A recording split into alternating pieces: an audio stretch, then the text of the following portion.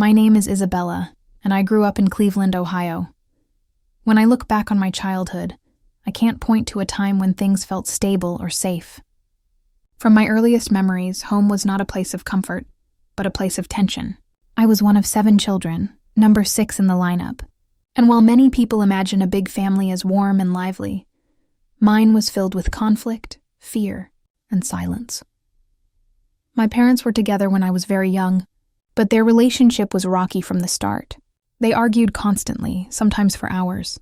I was only 8 when they finally separated, and while my siblings cried about losing our mother, I secretly felt relieved. To me, her presence meant pain. She was harsh, often unpredictable, and when her temper boiled over, I became her target. I don't have a memory of my childhood without violence woven into it. Some days it was words that cut deeper than any object.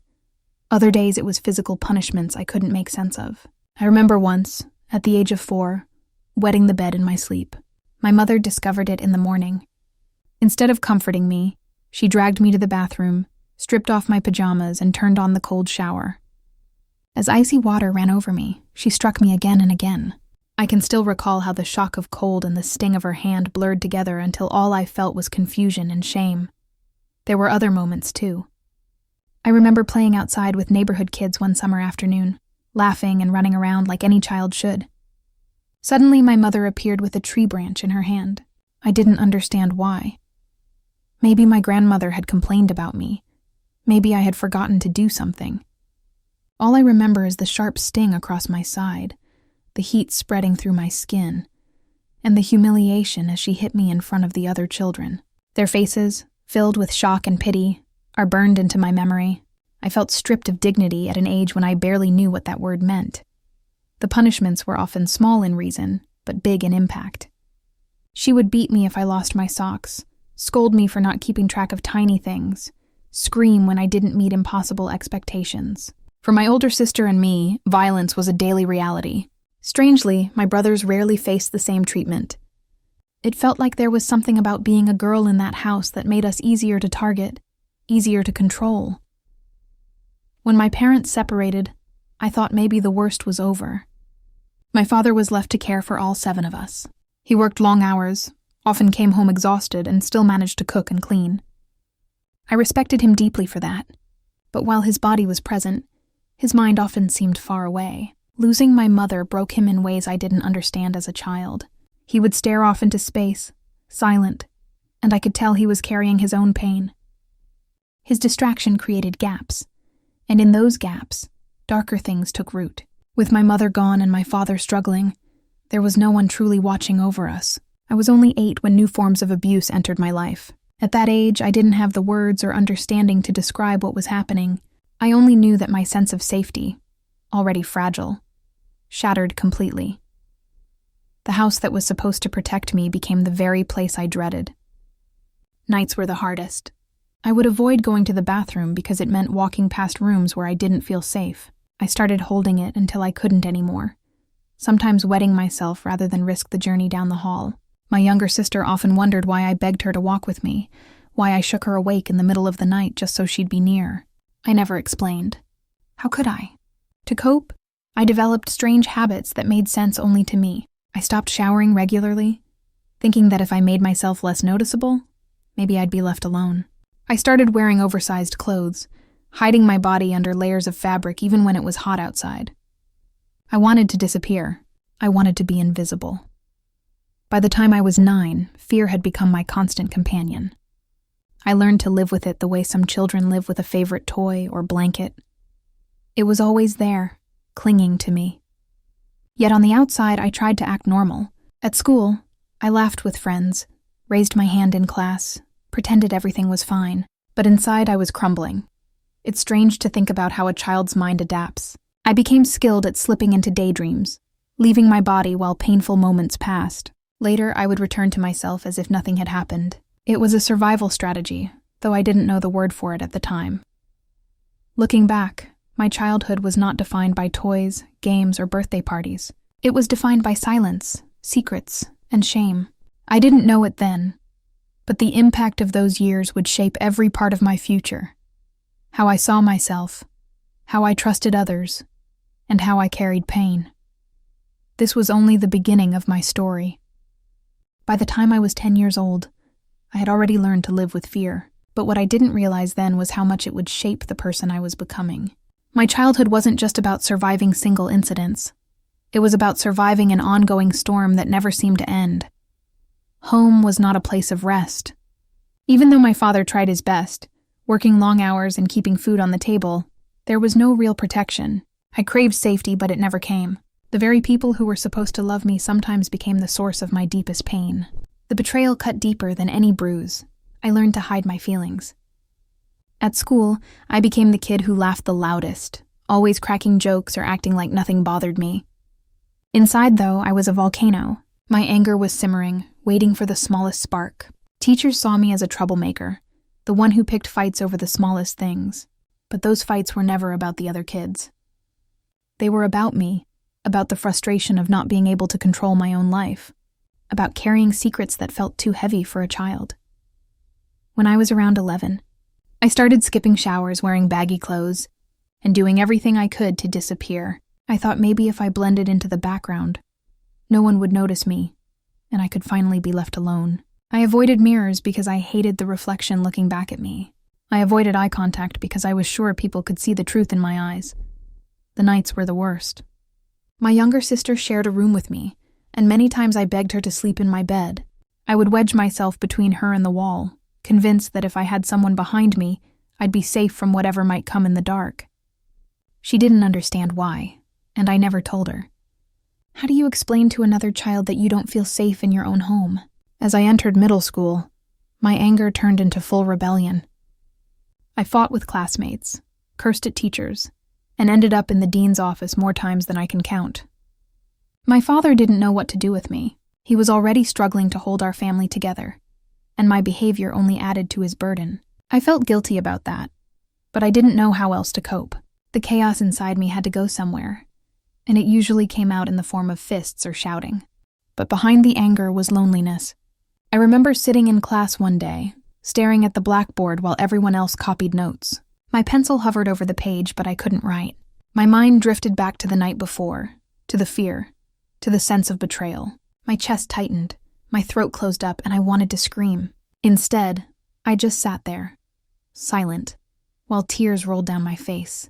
No one noticed, and even if they had, I don't think I would have explained. As I grew older, the weight of my experiences began to show on the outside. My clothes were often dirty, my hair unwashed. Teachers and classmates sometimes looked at me with pity or confusion. They didn't know that behind the disheveled appearance was a girl fighting invisible battles every single day. By the time I was 13, I started to believe I was worthless. The constant mistreatment, the silence from the people I loved, and the lack of protection made me think something must be wrong with me. Why else would this keep happening? Why else would no one step in? I didn't have the language to call it trauma.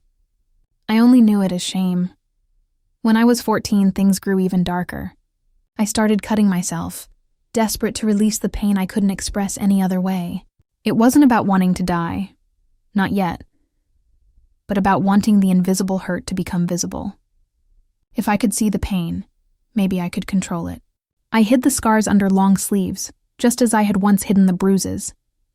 At 15, the idea of ending my life crossed my mind more seriously.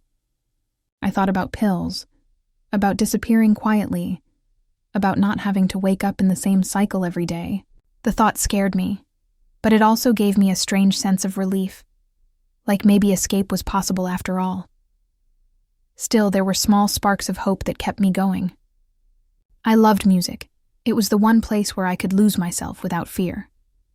I would put on headphones, close my eyes, and let the lyrics carry me somewhere far away. I also loved writing, scribbling down my feelings in a notebook that no one else ever saw. Those words became my secret lifeline, my way of saying things I could never say out loud. By 16, I was a storm of contradictions. Angry but desperate for love, strong but deeply broken, outwardly rebellious but inwardly begging for someone to see me, to care enough to stop the cycle. I didn't know it yet, but this was only the middle of my story, the part where survival feels like the only option, even when hope seems impossible. By the time I turned 16, I felt older than my years. Childhood had ended long before, and survival had become my only goal. Every morning I woke up wondering how to make it through the day without breaking down completely. The world outside saw a teenager, but inside I carried the exhaustion of someone who had already lived a lifetime of battles. I started running away from home more often. The streets, for all their dangers, sometimes felt safer than my own house. At least outside, I wasn't constantly reminded of the betrayals inside those walls. Nights on the street were cold and unpredictable, but they gave me something my home never did: a sense of choice. Even if it was just choosing which corner to sit on or which friend's couch to sleep on, it felt like a kind of freedom. It was around this time that I started experimenting with drugs. The first time I tried, I hated it. The taste, the burn, the way it made my body feel heavy. But the silence it created in my head was addictive. For a little while, the memories quieted down. I wasn't thinking about the past or fearing the night. I was just existing in a numb haze. That temporary escape became a dangerous habit. At 17, I met someone older who showed me attention I thought was love. He was charming at first, the kind of person who knew what to say to make me feel seen. But the relationship quickly turned toxic. He controlled where I went, who I spoke to, and what I wore. I didn't recognize it as abuse at the time. I thought maybe this was what relationships were supposed to look like. After all, I had never seen a healthy one growing up. When he yelled, I apologized. When he hit me, I convinced myself I deserved it. The line between love and pain blurred until I couldn't tell them apart.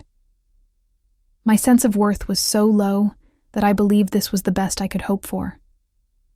The cycle repeated. Arguments, apologies, temporary peace, then more violence. I stayed because leaving felt scarier than enduring. During this time, school was no longer part of my life. I skipped classes until eventually I just stopped showing up. My teachers had given up long before. I dropped out officially before I even reached my senior year. Walking away from school felt like another failure, another confirmation that I wasn't like everyone else. While my peers were planning college or jobs, I was just trying to survive the night.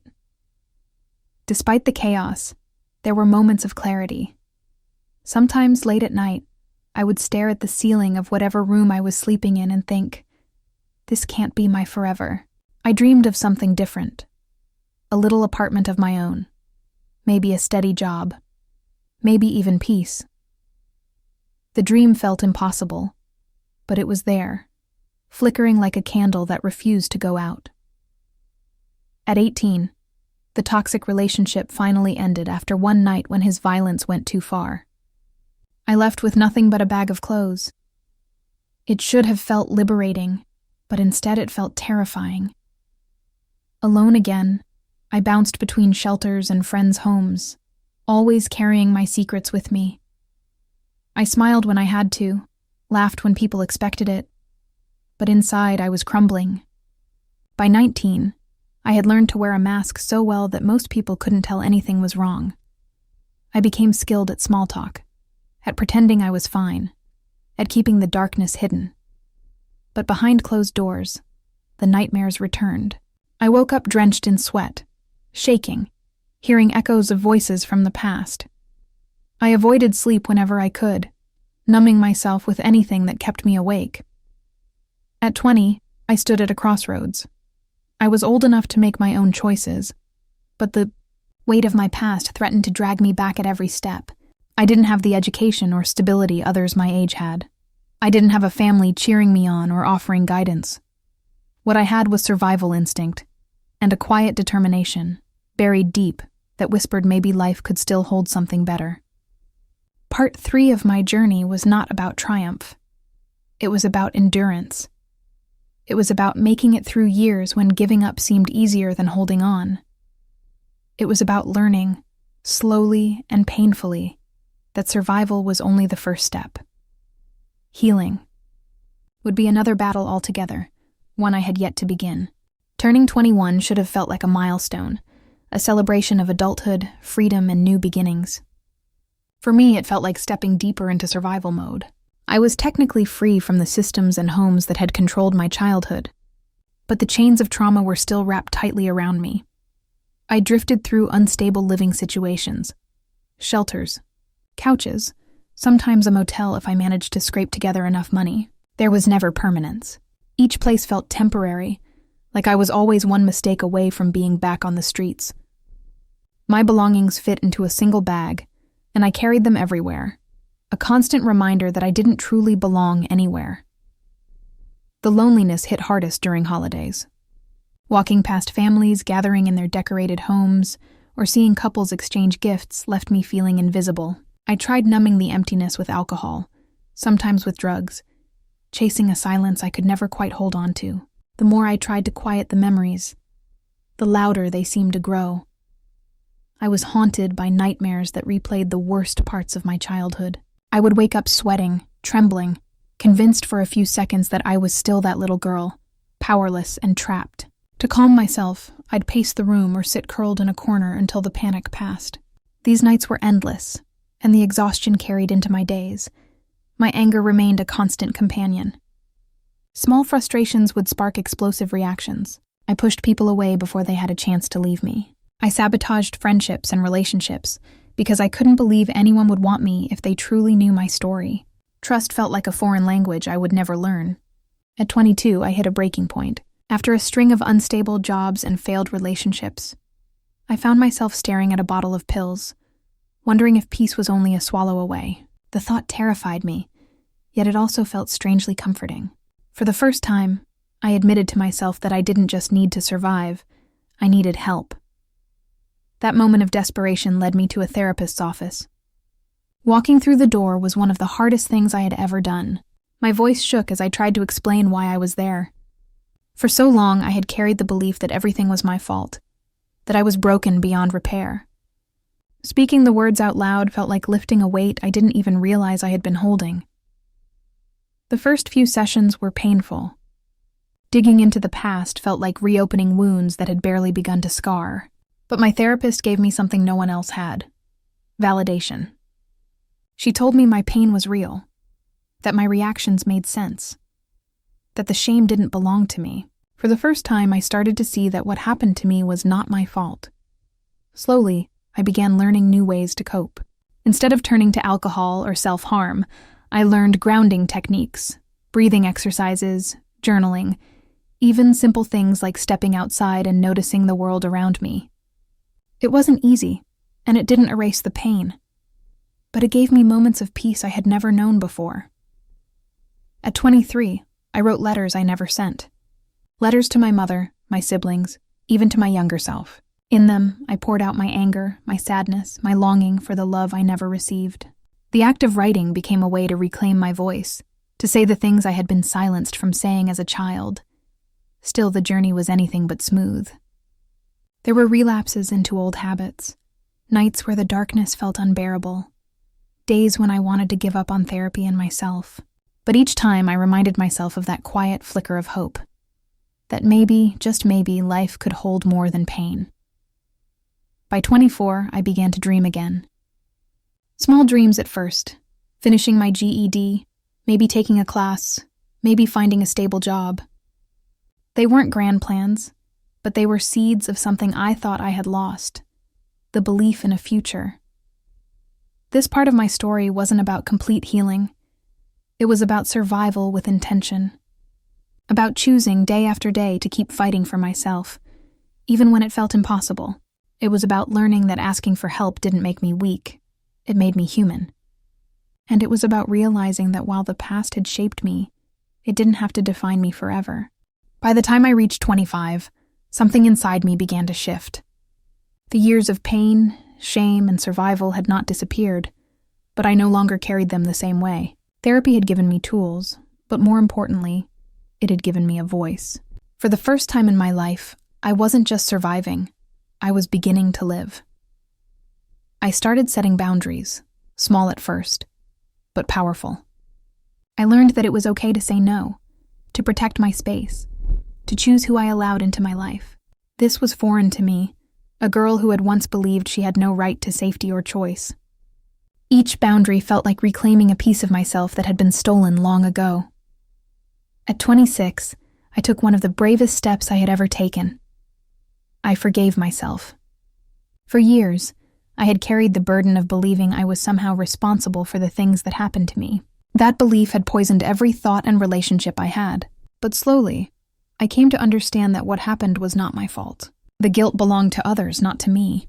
Releasing that guilt didn't erase the past, but it freed me from living in its shadow. Forgiveness extended outward, too. I wrote letters I never mailed to my siblings, expressing my pain and anger, but also my decision to no longer let their actions define me. I couldn't change them or what they had done, but I could choose to release the hold it had on me. Letting go of that bitterness created space for healing.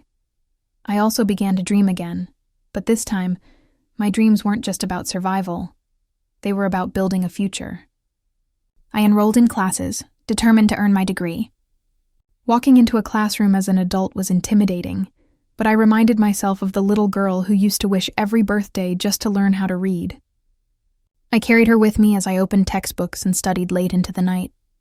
Every assignment I completed felt like a victory for both of us. Work became another place where I tested my new strength. Instead of accepting whatever job came my way, I looked for one that gave me purpose. I wanted to do something meaningful, something that proved my life was more than what had been done to me. Eventually, I found myself drawn to advocacy, helping others who had experienced trauma. Sharing pieces of my story carefully, when I was ready, reminded me that I wasn't alone, and neither were they. At 27, I had what I can only describe as a spiritual moment.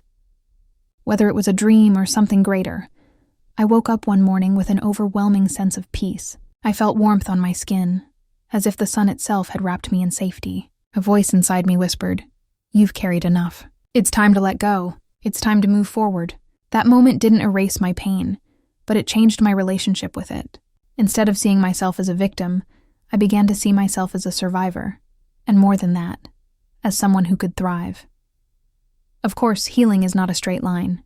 There are still days when the shadows creep back in, when old fears whisper that I'll never truly escape my past. But now I have tools to fight back. I journal, I breathe, I lean on the support systems I've built. And when I look in the mirror, I see someone strong staring back at me. Someone who has endured, who has rebuilt, who has chosen life over and over again. Now, as I look ahead, I carry a vision for my future.